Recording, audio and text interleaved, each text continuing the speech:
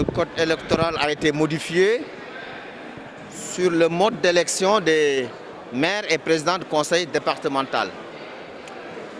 Il s'est agi donc de conformer le code général des collectivités territoriales au code électoral.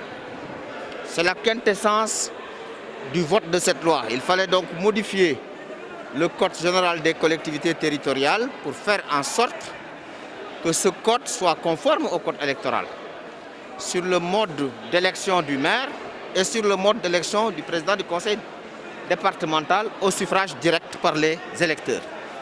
Donc essentiellement, en résumé, c'est cela que nous pouvons retenir sur ce code qui vient d'être voté par l'Assemblée nationale, que nous remercions. Parce que dans l'ancien code général des collectivités territoriales, le maire, le président du conseil départemental était élu par les conseillers qui étaient élus. Donc, comme nous allons vers les élections du 23 janvier 2022 et que la loi électorale a été modifiée, il fallait donc modifier le code général des collectivités territoriales. C'est ce qui vient d'être fait par l'Assemblée nationale. Ce n'est pas un précédent dangereux. Lorsque le maire est élu ou le président du conseil départemental, il vient directement présider maintenant la séance pour l'élection du bureau, des membres du bureau, c'est-à-dire les adjoints. Donc de ce point de vue-là, il n'y a aucun problème, c'est comme ça que cela se passera. Parce que laisser cette disposition au niveau réglementaire permet de ne pas chaque fois modifier la loi.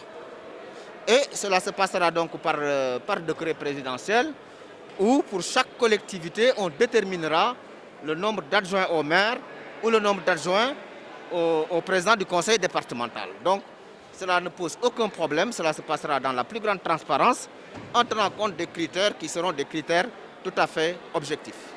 Ce que l'Assemblée nationale vient de voter ne touche pas les domaines de compétences, qui sont au nombre de 9.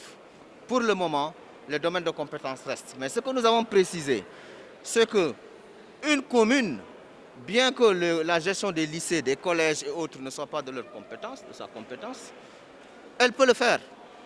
Parce qu'il y a une disposition du code qui parle de compétences générales.